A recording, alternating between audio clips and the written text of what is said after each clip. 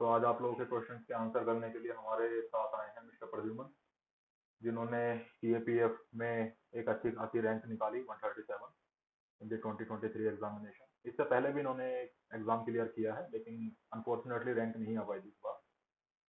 लेकिन उन्होंने दूसरे अटेम्प्ट में अपनी 137 रैंक हासिल की, और साथ ही इन्होंने उसके अलावा पिछले 2 साल में 6 और सरकारी नौकरियां, जिनमें स्टेट पीसीएस के लेवल तक की नौकरियां हैं, इन्होंने वो हासिल की हैं। इसमें सेंट्रल जॉब्स भी हैं, स्टेट जॉब्स भी हैं। तो प्रद्युमन जी, आपका स्वागत है। Thank you, sir, for inviting me to the forum. तो आप अपना इंट्रो बच्चों को देना चाहें तो दे सकते हैं। पहले तो चौधरी सर और गुरुकुल को धन्यवाद कि मुझे ये प्लेटफॉर्म प्रोवाइड किया कि मैं आप सभी से संवाद कर सकूं। मेरा नाम तो प्रद्युमन सिंह है और प्रेजेंटली मैं आरबीआई में काम करता हूं। जैसा सर ने बताया, पिछले 2 सालों में मैंने कुल मिला के 7 गवर्नमेंट जॉब्स और भी कई एग्ज़ाम्स के रिटर्न और डिफरेंट स्टेजेस तक मैं पहुंचा हूं।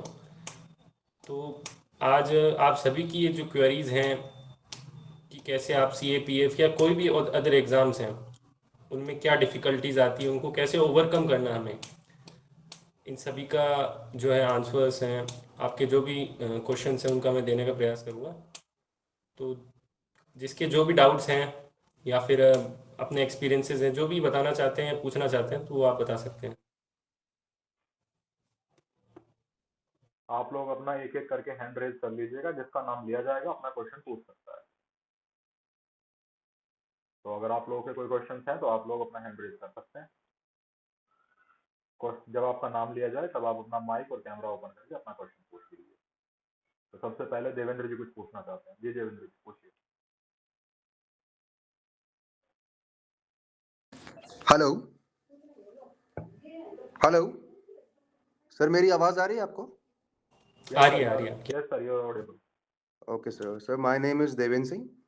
सर, मेरा क्वेश्चन आपसे ये है कि सर मेरा अभी सीएपीएफ एसी का जो इंटरव्यू है, उसमें सर जो स्टैटिक पोर्शन पढ़ना है, तो उसको सर किस हद तक पढ़ना है सर? क्या-क्या चीज़ें हैं जो पढ़ सकता हूँ स्टैटिक पोर्शन में? जैसे सर करंट अफेयर्स में कवर कर रहा हूँ, जो डेफ है उसको कवर कर रहा हूँ, लेकिन मैं सर स्टैटिक पोर्शन है जो सर मैंने अभी उसको टच नहीं कर पाया हूँ, क्योंकि सर दूसरे एग्ज़ाम्स को ही प्रिपेयर कर रहा हूँ। तो सर स्टैटिक पोर्शन अगर जीएस का करना है तो सर किस लेवल तक कर सकते हैं सर? क्या-क्या चीज़ें उसमें ध्यान देनी चाहिए? स्टैटिक पोर्शन में सबसे इम्पोर्टेंट तो आपका डेफ ही है। उसमें से जो भी आपके स्टैटिक पोर्शंस बन रहे हैं आपके नाम पे, आपके जो आप शहर में रहते हैं उसके नाम पे, या फिर आपके कॉलेज के नाम पे, या कोई फेमस पर्सनैलिटी के नाम पे आपका कॉलेज है, या फिर आपने कोई डिग्री कर रखी है उसके बारे में जो बेसिक नॉलेज है जो मार्केट में चलता है। अगर आप बीटेक हैं, कंप्यूटर साइंस है, तो AI, machine learning, chat GPT, quantum computing, जो भी चल रहा है उन सब के बारे में होना चाहिए नॉलेज। बाकी एज सच हर चीज़ की तो चाहिए नहीं नॉलेज आपको। जो आपके डेफ में मेंशन्ड है, या फिर आप अपनी हॉबीज़ वगैरह खुद आप जो बोलेंगे, या फिर कुछ करंट अफेयर्स में पिछले 7-10 दिनों में चल रहा है, उससे ज़्यादा वो बाहर जाएंगे भी नहीं। मैंने अभी तक 3 बार यूपीएससी में इंटरव्यू दिया है, और कभी भी मेरे डेफ के बाहर या फिर पिछले 7-10 दिनों में जो चल रहा है उसके बाहर कभी नहीं पूछा। मैं ज़्यादा जितने लोगों से बात करी उनको भी, अगर किसी ने खुद ने ही कुछ आंसर किया है तो उस हिसाब से वो बाहर चले जाते। बाकी कोई मतलब आपके डेफ के बाहर वगैरह स्टैटिक करने की ज़रूरत नहीं है। जो चल रहा है डेफ को अच्छे से करना है। और डेफ पे मतलब आपको हर खुद को भी बनाने, चैट जीपीटी की मदद लेके भी बना सकते हैं।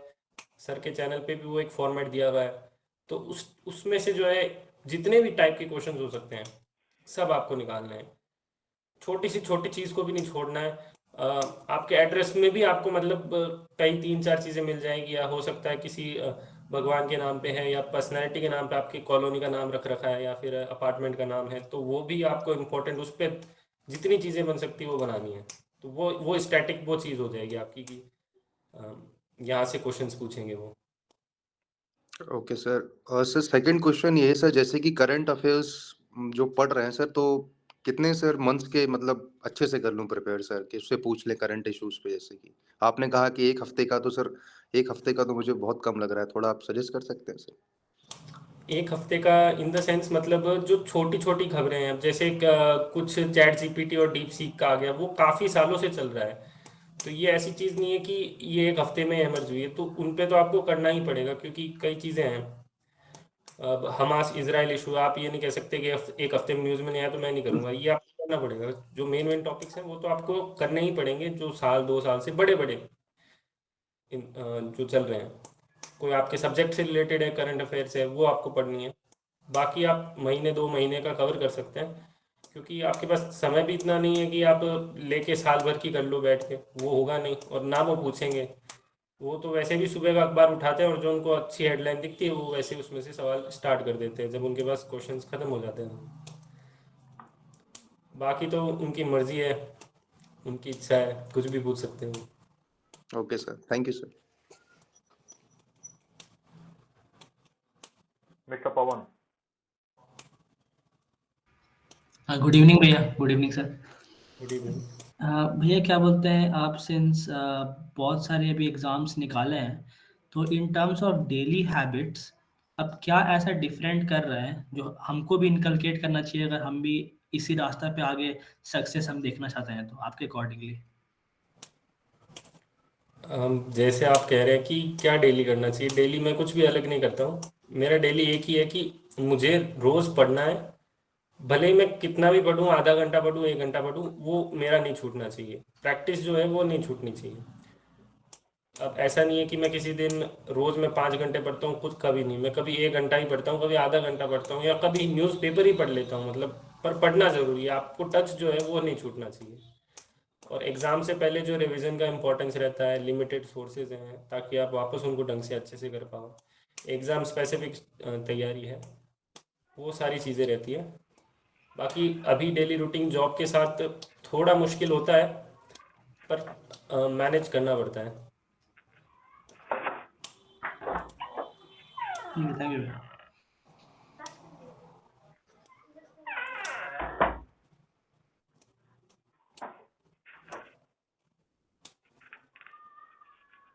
यस मिस्टर अंकित।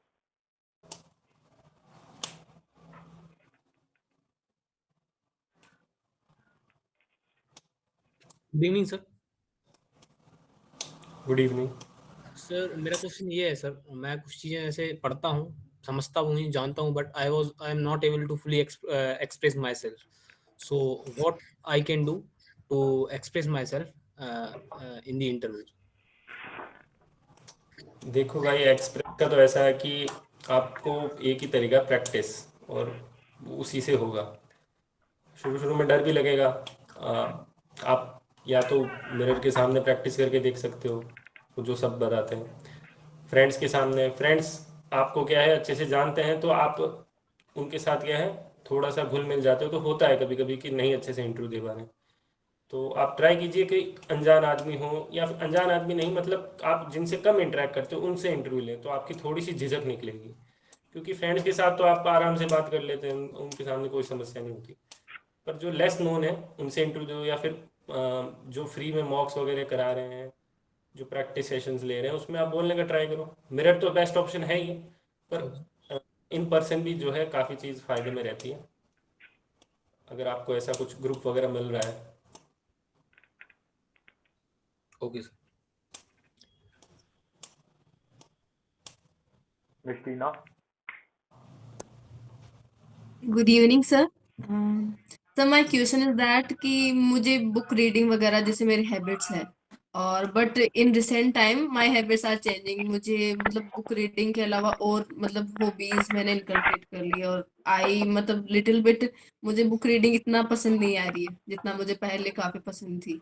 और मैंने मतलब डेफ में book reading is my hobby वो लिखा है, तो मतलब रिसेंट में वो पूछे कि आपने इस पे कैसे क्या वर्क किया and you are still continuing it, so इस पे मतलब कि क्या करना चाहिए मेरे को? देखो, आपकी ऐसा तो है कि हॉबी थी एक समय, तो आपने क्वेश्चंस कुछ आएंगे तो आप जवाब तो दे ही देंगे आसानी से। अगर ये पूछे कि रिसेंट टाइम्स में आपने बुक रीडिंग कौन सी करी है, या फिर आप कौन सी पसंद करते हो अभी हाल ही में, तो आप ये कह सकते हैं कि सर जो है मेरा कनेक्ट है थोड़ा कुछ डिफरेंट हॉबीज़ की तरफ गया है, ये आप कह सकते हैं। कि, और दूसरी हॉबीज़ जो है आप वो बता सकते हो। उसको जस्टिफाई करने के लिए आपको थोड़ा प्रिपेयर करना पड़ेगा कि क्यों बुक रीडिंग मैं नहीं कर पाई, या फिर मेरे को इस चीज़ के लिए समय नहीं मिल पाता था, या फिर जो है जो भी आपके वैलिड रीजंस थे, नहीं भी हो तो उनको मॉडिफाई करके थोड़ा सा अच्छा बना के आप बता सकते हैं। सच बोलने में कोई खराबी नहीं है, पर हाँ ऐसा भी नहीं हो कि बुक रीडिंग पे आपको सवाल कुछ भी पूछेगा तो बिल्कुल भी ना आए, ऐसा ऐसा नहीं होना चाहिए। हाँ आपकी चेंज हुई है तो आप उनको कह सकते हैं कि सर मैंने अभी इन दिनों में कुछ नहीं पढ़ी है, जब डेफ भरा था जब मैं पढ़ती थी, पर एग्ज़ाम्स आने की वजह से मैं उन एक्टिविटीज़ की तरफ ज़्यादा ओरिएंट होगी जो मेरे को इसमें हेल्प कर सके। जैसे मैं क्योंकि पूरे दिन सिटिंग करती थी, तो मैं थोड़ा सा बैट या फिर टीटी जो भी आप जो अगर कुछ खेलते हो तो वो बोल सकते हैं कि ताकि मेरी फिजिकल एक्टिविटी हो जाए। मैं पूरे दिन पढ़ती हूँ तो फिर थोड़ा सा जो है रूटीन चेंज करने के लिए मैंने ये हॉबीज़ नहीं पसंद करी है बुक रीडिंग, क्योंकि फिर वो रीडिंग की तरह ही हॉबी हो जाती है, स्टडिंग की तरह ही। तो इसलिए थोड़ा सा मैंने उसको कम समय दिया है। कुछ भी जो भी आपका वैलिड रीज़न रहा है वो आप बता सकते हैं। Sir sir also there is one other question that कि मतलब मैं जैसे बुक रीडिंग करती थी तो मुझे अलग अलग सोर्सेज, कभी फिक्शनल कभी non fictional, internal security basis, कभी इंटेलिजेंस, सो मतलब सोर्स थोड़ा वाइड था मेरा, मतलब जो मुझे अच्छा लगता था कहीं पे तो मैं वो बुक रीडिंग कर लेती थी। तो एक भैया है उन्होंने बोला कि you have to give specific answer, तो आपको मतलब सोर्स भी स्पेसिफिक बनाने पड़ेंगे आपके अकॉर्डिंग। तो मतलब मैं ऐसा वाइड आंसर दूंगी तो there would be large number of questions came from the interviewer panel. तो मतलब इस पे मैं क्या बोल सकती हूँ, मतलब कि मेरा डेफ उसी हिसाब से तैयार करूँ कि स्पेसिफिक बुक सोर्स था या अदर। जैसे आपने अगर स्पेसिफिक भी बोलेंगे, अगर आपने उसमें अच्छी क्वांटिटी में बुक्स पढ़ रखी है, फिक्शन में अच्छी अच्छी क्वांटिटी में पढ़ रखी है, तो आप बोल सकते हैं कि ये है मेरे पास, ये 10-15 बुक्स आपको अगर पता हो कि ये मैंने पढ़ी है, तो आप बोल सकते हैं स्पेसिफिक, आपके लिए आसान रहेगा। बाकी अगर आप वैरायटी ऑफ जेनर्स बोल सकते हैं कि मैंने इतने सब टाइप की पढ़ती हूँ, मैं मेरे को अच्छा लगता है अलग अलग चीज़ों के बारे में, वो भी बोल सकते हैं। पर जैसे कि आप कह रहे हैं कि डिफरेंट डिफरेंट क्वेश्चंस बन सकते हैं, हालांकि आपने पढ़ी है तो फिर आपको कोई वो होना नहीं चाहिए कि किसी भी टाइप के क्वेश्चन आएंगे तो आपको ऐसा नहीं होगा कि आपके पास जवाब नहीं है। वो होगा क्योंकि आपने खुद ने अच्छे से पढ़ी वो चीज़ें। पर वो आपका कॉल है कि आप एक सिंगल पे स्टिक होना चाहते हैं या फिर अलग अलग के साथ जाना चाहते हैं। क्वेश्चन के आंसर्स आपको देने हैं, अगर आप वो दे पा रहे हैं तो आपकी विश है। और वैसे भी अपने डेफ में अपने फिक्शन वगैरह ये है, ये तो लिखा नहीं है, वैसे भी बुक रीडिंग ही नो लिखा सर। है। वो आपकी कॉल है, आप जैसे कंफर्टेबल हो उस हिसाब से आप आगे बढ़े। Okay, thank you sir. असर नहीं पड़ेगा कि वेट ए सेकेंड, मुझे कुछ लोगों के मैसेजेस आ रहे हैं कि मुझसे क्वेश्चन पूछने हैं। देखिए, जो सवाल आप मुझसे पूछना चाहते हैं या तो मैं उन्हें लास्ट में ले लूंगा 5 मिनट में 2-3 लोगों के क्वेश्चन, या फिर अलग से मैं सेशन रख लूंगा। इंटरव्यू के सेशन मेरे चल ही रहे हैं, उनमें क्वेश्चन पूछ लीजिए। ये स्पेशली मैंने प्रद्युमन जी के लिए किया है सेशन, ताकि आप एक सिलेक्टेड कैंडिडेट से सुन सको कि उन्होंने अपनी प्रिपरेशन के दौरान क्या किया था। मेरे रिव्यूज तो आप लोगों के पास ऑलरेडी होते ही हैं, मेरे फीडबैक तो ऑलरेडी आप लोगों के पास होते ही हैं। मैं तो टाइम से सेशन करा ही रहा हूँ, सारी चीजें करा ही रहा हूँ, चाहे वो रिटर्न के रिलेटेड हो, इंटरव्यू के रिलेटेड हो, मैं तो करा ही रहा हूँ। लेकिन ये स्पेशली इनके लिए सेशन है कि आप एक सिलेक्टेड कैंडिडेट से सुनना चाहते हैं कि उन्होंने सिलेक्शन के लिए क्या किया, कैसे किया, कि आप क्या कर सकते हैं। तो अगर टाइम परमिट करेगा तो लास्ट में 2-3 लोगों के क्वेश्चन सुन लूंगा, अदरवाइज प्लीज अपने इंटरव्यू के सेशन में या फिर अपने पेपर के सेशन में ही मुझसे क्वेश्चन पूछिएगा। Thank you. तो नेक्स्ट है हर्ष प्रजापति। हेलो सर, मेरा क्वेश्चन है कि मैं पेपर 2 के लिए प्रिपरेशन चालू है। अभी मैंने पेपर 1 का हो चुका है मोस्ट ऑफ, और पेपर 2 के लिए मैं स्टार्ट कर रहा हूँ।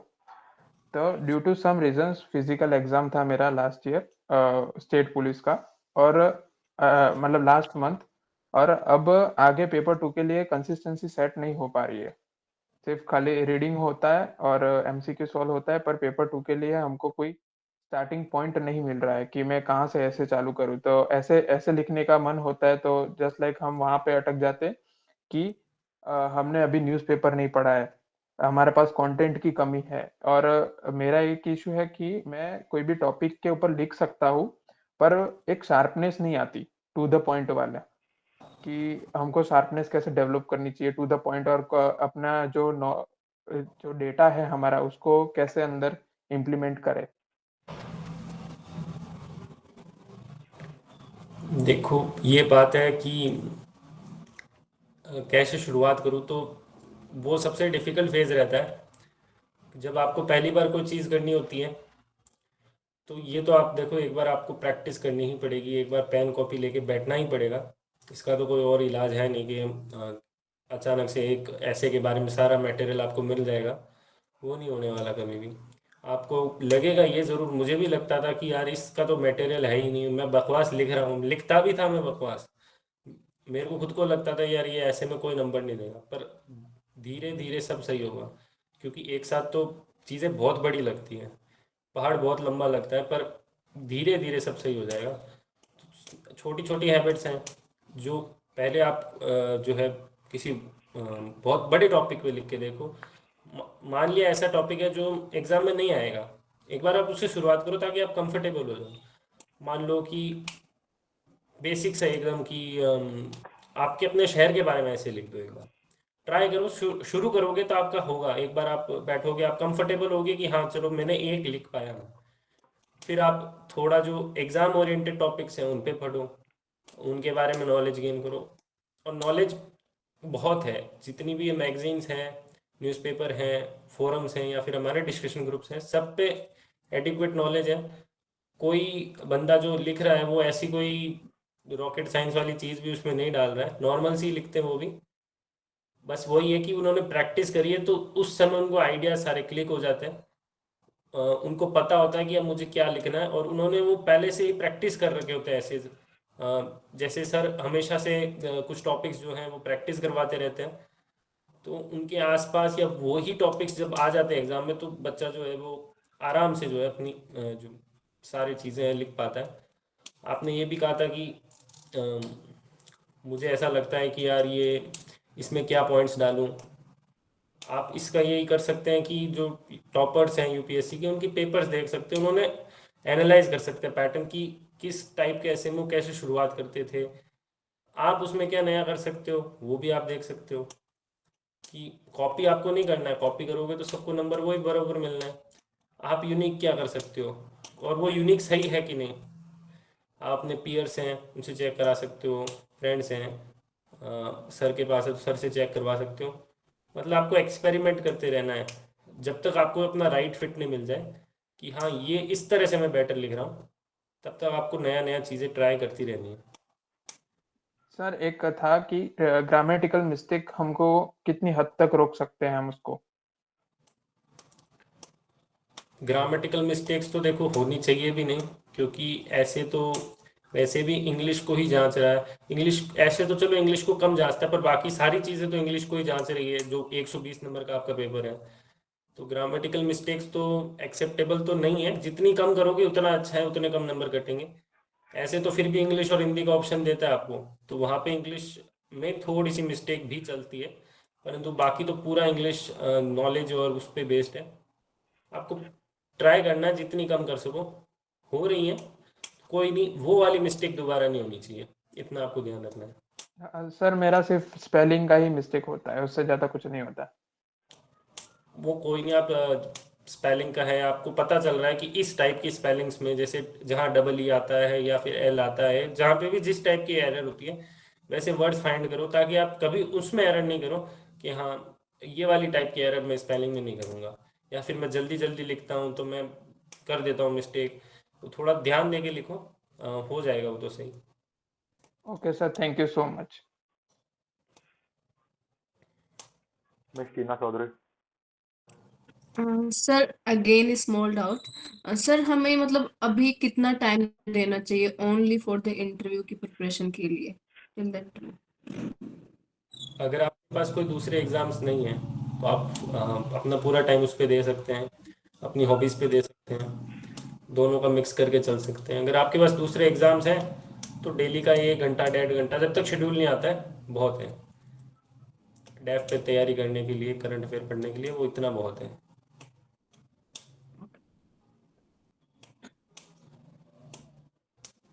Okay, any other questions from the Pradyuman?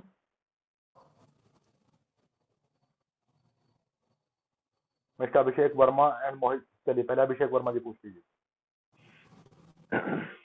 Sir मैं पूछ रहा था कि जैसे इंटरव्यू में वो जब क्वेश्चन पूछते हैं पर्सनल रिलेटेड, जैसे मैंने सीडीएस का इंटरव्यू दिया था, तो उसमें मेरे से आयो ने पहले मेरे से पर्सनल रिलेटेड क्वेश्चन पूछा, मेरे मतलब मैं किस बैकग्राउंड से हूँ, जैसे मैंने बीएससी मैथ्स किया है तो उन्होंने मैथ्स से क्वेश्चन पूछा, तो मैं कंटिन्यूटी में मैथ्स से जवाब दे दिया। अब उन्हें वो पता चल गया कि मैं मैथ्स में अच्छा हूँ, तो वो डायरेक्टली चेंज हो गया, शिफ्ट कर गया करंट अफेयर की तरफ। अब उन्होंने वो करंट अफेयर में जब उन्होंने पूछना स्टार्ट किया तो कंटिन्यूएशन में करंट अफेयर पूछा, मतलब कि बिहार का गवर्नर कौन है, वैसे वो स्टार्ट कर गए। फिर बनारस का मतलब यूपी का गवर्नर कौन है, फिर अभी का वाइस प्रेसिडेंट कौन है, अचानक अभी का कोई न्यूज बताओ। तो जब वो पूछना मतलब शिफ्ट करने के बाद जो पूछते हैं ना, अब हमें एक क्वेश्चन मान लो नहीं आ रहा है, जैसे उन्होंने डायरेक्ट पूछा बिहार का गवर्नर कौन है, तो वो मुझे नहीं आ रहा है, तो उसको कैसे हैंडल करें, क्योंकि अब वो नहीं आता तो उससे कॉन्फिडेंस गिरता है। जैसे वो एक क्वेश्चन भी नहीं आता ना तो इंटरव्यू में कॉन्फिडेंस गिर जाता है, तो जो आता भी है वो भी जवाब नहीं दे पाते हैं कि कंटिन्यूएशन चल गया। जैसे आपने दिया इंटरव्यू, तो आपके साथ कभी ऐसा हुआ कि उन्होंने क्वेश्चन पूछा पैनल ने और आपको वो आंसर नहीं आया? कई बार होता है इंटरव्यू में सवाल वो जानबूझ के ऐसे पूछते हैं कि आप जवाब ना दे पाओ। बेसिकली वो आपका कॉन्फिडेंस ही चेक करें, जैसे आपने कहा कॉन्फिडेंस डाउन हो जाता है, आप उनको लग रहा है कि ये इस बंदा इस टॉपिक में कंफर्टेबल है, तो वो ज़्यादातर उस पर सवाल बनाना रोक देते हैं, उस पर जाते हैं जहाँ पे आपकी कमी जो है, क्योंकि वो वहाँ बैठे आपकी कुछ कमी नहीं ढूंढने के लिए ताकि आपके नंबर काट सकें। वो आपकी बढ़िया बढ़िया चीज़ें देख लेते हैं, वो तो आपकी पहले ही दिख जाती है कि हाँ इस चीज़ में बढ़िया है, बोलने में ये है वो है, पर आपकी जो नेगेटिव पॉइंट्स हैं, आपकी जो पर्सनैलिटी है, वो कैसे देखेंगे? आपको जो प्रेशर में लाएंगे तभी ना। तो वही है, सवाल कई बार नहीं आएंगे और होगा, हर इंटरव्यू होगा, हर सवाल नहीं आएगा आपको, तो आपको प्रैक्टिस करके ये टैकल करना है कि अगर नहीं आए तो मेरे को डरना नहीं है, साफ मना करना है कि सॉरी सर मैं भूल गया, या फिर जो भी है इसके बारे में मैं अच्छे से पढ़ूंगा बाद में, या फिर जो भी आपका वैलिड रीज़न हो, पर ये सिर्फ प्रैक्टिस से आएगा। अगर आप अचानक से इंटरव्यू देने चले गए तो फिर वो आएगा और आप डेफिनेटली अपना इंटरव्यू ख़राब करोगे, तो ये कभी नहीं करना। प्रैक्टिस ज़रूर करनी है और ऐसे क्वेश्चन को डॉज करना सीखना है कि चलो हाँ नहीं आ रहा, ओके सर, ताकि वो आगे बढ़े, दूसरा क्वेश्चन पूछे, आपका कॉन्फिडेंस फिर बिल्डअप हो। वो कभी ऐसा नहीं करेगा कि आपको लगातार फिर क्वेश्चन ऐसे ही पूछ रहा है जिसमें आपका कॉन्फिडेंस डाउन हो, वो कभी नहीं करेगा। एक दो पूछेगा, फिर वो आपको कंफर्ट करने का करेगा, कोशिश करेगा। ऐसा नहीं है कि फिर इंटरव्यू खराब ही करता जा रहा है, आपको गुस्सा दिलाएगा, वो कुछ नहीं करेगा। एक आपको उसको लगेगा आप नीचे जा रहे हो तो आपको ऊपर लाने का कोशिश वो पूरा करता है इंटरव्यू। सीडीएस के बारे में मैं नहीं कह सकता, इतने मैंने नहीं दिए, पर यूपीएससी का यही है, वो आपको पूरा कभी नहीं डराएंगे। हाँ बीच बीच में आपको थोड़ा ऐसे सवाल पूछते रहेंगे, पर ऐसा नहीं होगा कि फिर आपका ऐसा ही इंटरव्यू चल रहा है कि सारे ही सवाल वैसे पूछ रहे हैं, वो नहीं होगा। एक दो आएंगे तो आपको उनको मुश्किल वक्त जो होता है ना लाइफ में, जैसे उससे सामना करते हैं वैसे उनका सामना करना है, डॉज करना है, बस इतनी सी चीज़ है उन सवालों को। प्रैक्टिस से आ जाएगा आपको। Thank you sir. Mister Mohit Verma. Good evening, sir. Good evening. Sir, my name is Mohit Verma. I'm from Bhiwani, Haryana state. Sir मेरा एक डाउट ये था कि अभी मैंने रिसेंटली अप्रोक्स 8 मंथ हो गए सर मुझे प्रिपरेशन स्टार्ट किए हुए, तो मेरा शेड्यूल भी अच्छा चल रहा है, लेकिन शायद सबके साथ होता होगा और मेरे साथ भी हो रहा है। वीक में कुछ दिन ऐसे आते हैं जिस दिन मतलब सर बहुत ज़्यादा डाउनफॉल आ जाता है, या तो हम बार बार एक ही चैप्टर को पढ़ रहे हैं और फिर उसके बाद वो रिकॉल नहीं हो पा रहा, तो ऐसी चीज़ें होने लग जाती है। वीक में कुछ दिन ऐसे होते हैं जिस दिन मतलब हम अपना पूरा टाइम नहीं दे पाते, तो उस दौरान हम क्या छोटी छोटी टैक्टिक्स यूज करें डे लाइफ में, ताकि हम दोबारा रीजनरेट करें अपनी एनर्जी को और नेक्स्ट डे हम उसी पावर के साथ अपने शेड्यूल को फॉलो कर सकें। देखो जैसे आपने बताया कि लगातार 8 महीने हो गए हैं आप तैयारी कर रहे हो, रोज आप 4-5 घंटे जितने भी आप देते हो वो देते होगे, तो क्या होता है लाइफ में एक ही चीज़ बार बार करते हैं, थोड़ी सी बोरियत आ जाती है, वही है, बाकी कुछ नहीं है। आप कुछ ऐसी एक्टिविटी कीजिए उससे ध्यान हटे, घूम के आना है, मूवी देख के आनी है, देख सकते हो, अभी बहुत टाइम है, पर वो नहीं है उसके चक्कर में आप अपनी पढ़ाई छोड़ दो, हाँ वो करनी है, थोड़ा पढ़ाई का टाइम कम दे के एक्टिविटी कर लो, कुछ खेल लो कूद लो, वो कर सकते हो। क्या यानी कि माइंड ऐसा ही होता है हमारा, मेरे साथ भी बहुत बार होता है, एग्ज़ाम नज़दीक आ रहा होता है या फिर 5 महीने हो गए मेरे को पढ़ते हुए, मेरे को अब वही किताब बोरिंग सी लगने लग जाती है, मैंने इसको 4 बार तो पढ़ लिया, मैं क्यों पढ़ रहा हूँ वापस इसको, ऐसा होता है। तो वो नेचुरल फिनोमेना है और जाएगा तो मुश्किल से, पर ठीक है, आप दूसरी तरफ ध्यान लगाओ, पढ़ाई भी करो साथ में, और ब्रेन रिफ्रेशिंग एक्टिविटीज़ जो है उसमें करोगे तो हो जाएगा आपसे। सर, और सर एक सिमिलर क्वेश्चन ऐसा ही था, जैसे आपको भी काफ़ी साल हो गए प्रिपरेशन करते हुए, तो सर मैं ये जानना चाह रहा था आपसे कि मतलब जैसे एक टर्म यूज करी जाती है कि एग्जॉस्ट होना, कि माइंड एग्जॉस्ट हो जाता है बहुत दिन तक रिपीटेडली हम मतलब अपने माइंड पे मतलब काफ़ी मतलब प्रेशर डाल रहे हैं, तो सर मतलब कि कैसे मतलब माइंड को काम रखें और हम एग्जॉस्ट होने से बचें, ताकि मतलब सर एनर्जी बची रहे लास्ट एग्जाम तक, मतलब ये ना हो कि अभी हम इतना ज़्यादा एक्स्ट्रा पुश कर दें खुद को 8-10 घंटे निकाल निकाल के, मतलब तो ताकि फिर मतलब बाद में हम वो ना कर पाएँ सर, अपने आप को हैंडल ना कर पाएँ। देखो सबसे पहले तो आपको एक प्लान बना के चलना है कि जब एग्ज़ाम नज़दीक आएगा, मैं ये सब कर पाऊँ, मेरे में इतनी एनर्जी हो, ये है, अभी से आपको एग्जॉस्ट होना नहीं है, मतलब एफर्ट डालने हैं, पर इतने भी नहीं डालने कि आप अभी से उस चीज़ के प्रति जो है वो आपको बोरियत बैठ जाए। और जब ऐसा डाउनफॉल का समय आता है कि लग रहा है कि कई बार आया कि इस एग्ज़ाम में नहीं निकल रहा, मेरे बीच में ऐसा समय आया कि मेरे ये एग्ज़ाम भी नहीं निकल रहा, ये भी निकल रहा, तो आपका एक ऐसा दोस्त है, फैमिली मेम्बर है, मम्मी पापा, जो भी आपको जो हो, जिसके साथ आप दिल की बात कर सको, वो होना चाहिए। जब भी ऐसा होता है वो आपको मोटिवेट करता है, खास होना चाहिए आपका कोई, ताकि आप में कमी भी हो तो वो निकाल के अच्छे से पॉइंट आउट करे, आपको बुरा नहीं लगे उस समय, क्योंकि आपकी उस समय क्या है कि कोई कमी निकालता है कि आप ये नहीं कर रहे थे, आपने इस तरह से नहीं पढ़ा, तो बुरा लगता है, पर उसको मालूम होगा आपको किस बात पे बुरा लगता है, नहीं लगता है, वो अच्छे से आपको संभालेगा। तो ऐसे मेंबर से आप जो है अपनी चीज़ें शेयर करो, सब सही होता है। धीरे धीरे जब एक बार फेलियर आता है, अचानक से सक्सेस भी आने लग जाती है, क्योंकि फिर मेहनत तो आप कर रहे हो, आप उसमें कोई कमी नहीं छोड़ रहे, तो एक दिन तो आएगी ही आपके पास सक्सेस, इतना ध्यान रखना है बस। Okay sir. सर जैसे आपने कहा कि मतलब किसी क्लोज फ्रेंड के साथ कनेक्ट रहना है, तो मतलब मेरे एक सीनियर हैं जिनसे मैं प्रिपरेशन मतलब हेल्प लेता हूँ प्रिपरेशन में बहुत ज़्यादा, तो उन्होंने ही मतलब ऐसे बताया था कि थोड़ा सा लिमिट में चलना है अभी, तो मतलब अगर आप मगर मुझे थोड़ा सा ये बता पाएँ कि मतलब क्या लिमिट होनी चाहिए पर डे की, ताकि मतलब शेड्यूल हमारा लास्ट तक मतलब एक बैलेंस पैटर्न में चलता रहे। देखो अभी करीब कितने, अगस्त है, तो 6 1 महीने 150 दिन के आसपास बचे हैं। आपका ये होना चाहिए कि मेरे पास जब 50 दिन बचे हों, मेरा पेपर 1 का तो पूरा हो जाए, और पेपर 2 की मैं अच्छे से, मेरे को ऐसे लिखना आ जाए, जो भी है, जो सारी चीज़ें लिखनी आ जाए, मटेरियल भले ही तैयार नहीं हो, वो हो जाएगा, क्योंकि वो धीरे धीरे आप पढ़ के भी कर सकते हो, पर लिखने की जो शैली है वो आपको आ जानी चाहिए, और पेपर 1 का जो सिलेबस है वो पूरा हो जाना चाहिए। करंट अफेयर्स को छोड़ दो, बाकी सारी चीज़ें जो है स्टैटिक वो हो जानी चाहिए। ऐसा आपको प्लान बनाना है कि बचे हुए 100 दिन में मेरा पूरा हो जाए। कभी मेरे 4 घंटे हो गए तो अगले दिन मैं उसको बढ़ा दूं या घटा दूं, जो भी आप करना है, पर इतना जो है 50 दिन है, रिवीजन रखना है, मेरे को प्रैक्टिस करनी है, वो उसके लिए आपको रखना है, ताकि एंड मोमेंट पे जो होता है ना, आपने सिलेबस पूरा नहीं किया, ये नहीं किया, लास्ट के लिए रख दिया, तो वो चीज़ें नहीं होगी।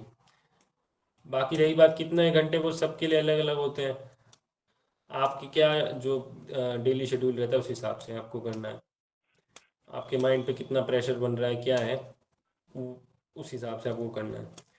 वो आप में से तो बेहतर ही जान पाते हैं, तो इसमें कुछ क्वांटिटी तो मैं नहीं बता सकता हूँ। Okay sir, thank you sir. Mister Mohit Yadav.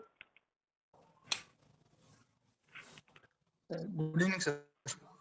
Good evening sir मेरा डाउट ये था, मतलब जब आप इंटरव्यू हुआ तो उस टाइम सर आपको फोर्स प्रेफरेंस के ऊपर लेकर कैसे सवाल आए थे, और उनके आपने क्या क्या जवाब दिए थे, यदि आप रिकॉल कर पा रहे हो तो।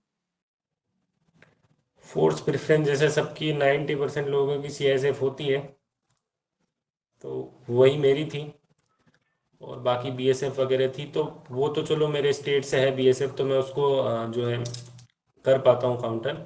सीआईएसएफ का थोड़ा मुश्किल रहता है, क्योंकि मेरे शहर में भी नहीं है, कहीं देखी भी नहीं मैंने, पर असली कारण तो उनको नहीं बता सकते कि हाँ चलो ये है। इसके लिए आपको अपने जो एजुकेशनल बैकग्राउंड है, जो भी चीज़ें इंटरेस्ट है, आपने आसपास चीज़ें कहाँ देखी है, उससे जोड़ के आपको बताना पड़ेगा। और वो एक बार दो बार काउंटर करेंगे, पर आप उनको नए नए पॉइंट्स दे देंगे ना, तो फिर वो बंद कर देते हैं काउंटर करना कि अच्छा चलो टेक्नोलॉजिकल रोल है, ये तो आईटीबीपी भी कर लेती है, तो ये भी कर लेती है।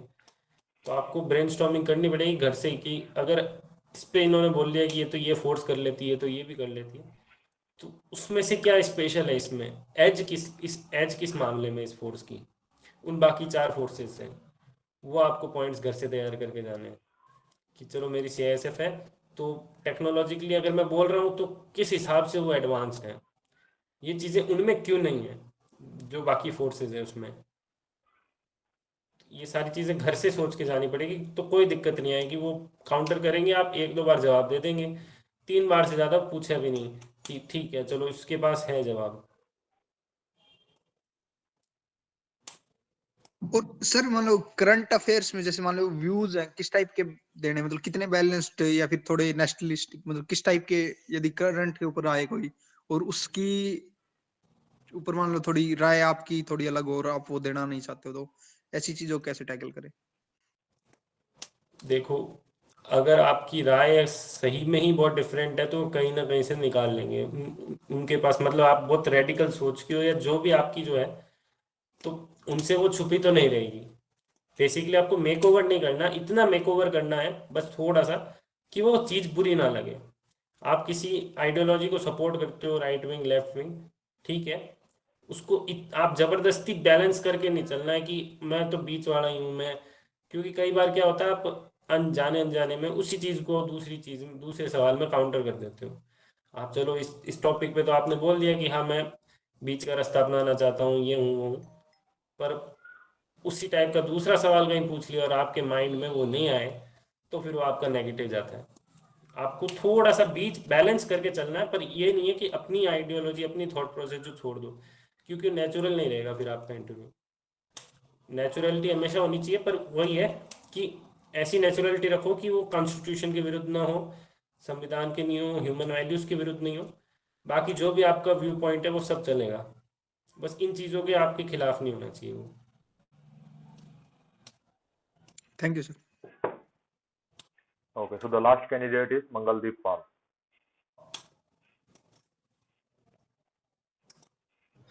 Good evening, sir. Good evening. Sir, actually, I have done my graduation from a very basic institute in a very basic course. So there might be a genuine question that why should I select you? And why should we select you? We have candidates from IIT or NIT or various other reputed institutions. So how can I tackle that kind of question? Because it is a very tricky question for me. I mean, one of a weak point of my DAP also, I think.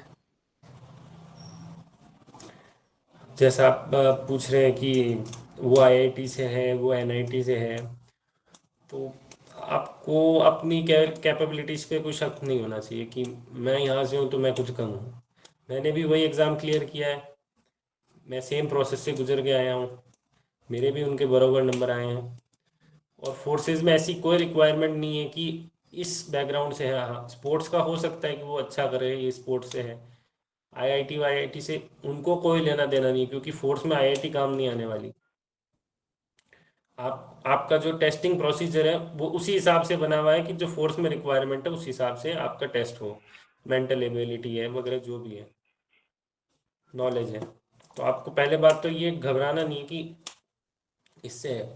बाकी आपको valid counter points देने हैं कि हाँ जो requirements है forces की, आपको पता ही है कि फोर्सेस की क्या रिक्वायरमेंट्स है, आपसे क्या एक्सपेक्ट करती है फोर्सेस, ये है मुझ में, मैं इस इंस्टीट्यूशन से पढ़ा हूँ, फिर भी ये मैंने अगर ये स्पोर्ट्स खेला है, ये जो है मैंने कॉलेजेस में अचीव करने का कराया, एकेडमिक्स में हो गया या फिर एक्स्ट्रा करिकुलर में हो गया, तो सारे पॉइंट जो आपको हाईलाइट करने हैं। Sir, I mean, should I stick to my point that yes sir, I did it for the betterment of myself or my personality. It was a great decision, or should I say it, sir, it was a mistake. I should have taken some professional courses to have a better second option or better second plan or something else. So ये तो कभी नहीं बोलना है कि मेरे से गलती होगी सीएपीएफ में इंटरव्यू में आके, या फिर मेरे को प्रोफेशनल कोर्स जाना चाहिए था। ये तो फिर आप पर्पस ही डिफाई कर रहे हो कि यहाँ पे है आने का। ये तो आप कह ही नहीं सकते कि हाँ मेरे को सीएपीएफ गलत ले लिया मैंने, मैं जाना चाहता हूँ, तो वो चीज़ तो आपको बोलनी नहीं है। ऐसा सीएपीएफ नहीं, ऐसा जो कोर्स मैंने सिलेक्ट किया था ग्रेजुएशन में, वो थोड़ा प्रोफेशनल कोर्स लेना चाहिए था, सेकंड ऑप्शन रहता फिर मेरे पास। इसलिए आपका वो लेने का कारण क्या था? कारण तो एक था, जस्टिफाइड कारण था वो। तो हुआ कि आप अपने पॉइंट पे स्टिक रहो, कोई बात नहीं। जस्ट आपने, आपके पास जस्टिफाइड है, आपको जस्टिफाइड लगा उस समय, तो सही है। प्रोफेशनल क्यों लेना चाहिए? ऐसे तो दुनिया फिर सारी डॉक्टर इंजीनियर ही बनेगी, प्रोफेशनल ही बनेगी, कोई आर्ट्स में जाएगा ही नहीं, कोई राइटर नहीं बनेगा। तो काउंटर वो करेंगे, चीज़ जरूर है, वो काउंटर क्वेश्चन पूछेंगे, पर आपका अगर वैलिड रीजन है तो कोई बात नहीं है। फिर आप वही वैलिड रीजन है, एक दो पॉइंट्स और ऐड कर दीजिए, उसी पे आप आगे बढ़िएगा।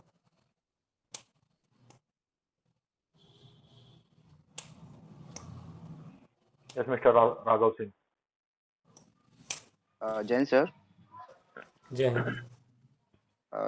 सर, जैसे हमें कोई क्वेश्चन आता है तो हम उसका आंसर देने के लिए एक्साइटेड होते हैं, और जब कोई क्वेश्चन नहीं आता है तो उसका आंसर हम फ्रेम करने के लिए थोड़ा टाइम लेते हैं, आई रोल करते हैं इधर उधर।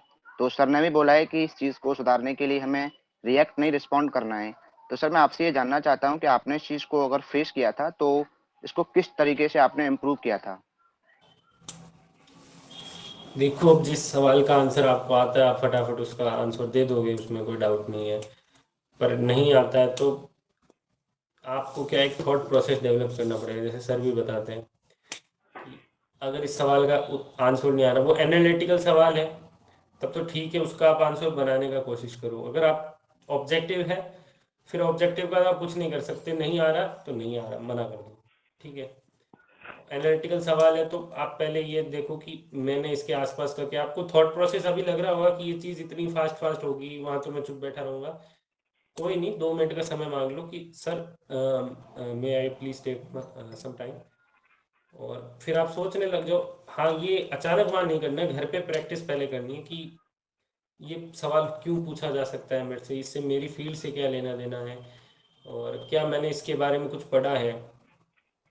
जो इसके अराउंड रिवॉल्विंग पॉइंट्स हैं वो पहले गैदर करो, फिर उस पर जो आंसर फ्रेमिंग की ट्राई करो कि हाँ सर ये होता है, इसका ये कारण था, और ये इसके आगे ये हो सकता है।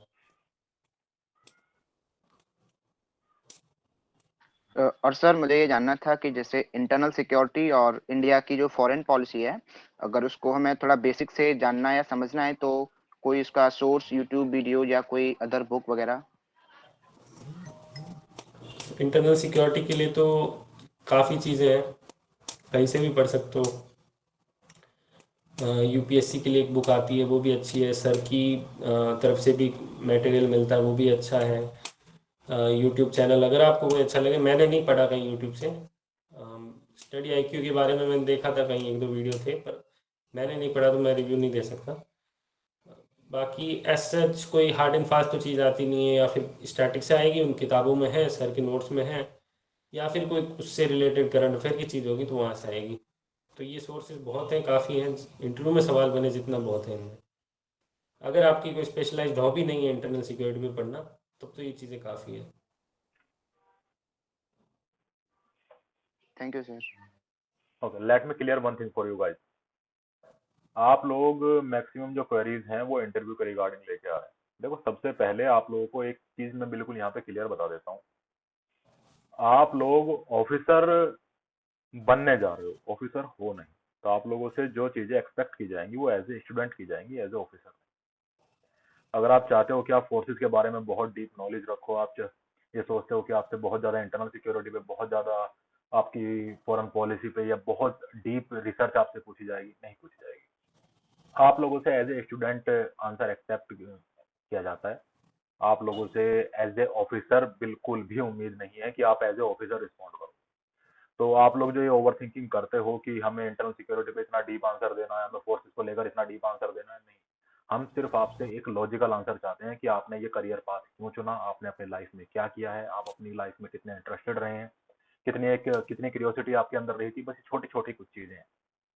आप इसे इतना डिटेल्ड चीजों को मत बनाइए कि आप बहुत ज्यादा एक्सपर्ट बनना चाहते हैं इंटरनल सिक्योरिटी, फॉरेन पॉलिसी या किसी भी चीज को लेकर के, अपनी हिस्ट्री पे, शहर की हिस्ट्री पे, देश की हिस्ट्री पे। नहीं, वी डोंट वांट प्रोफेसर।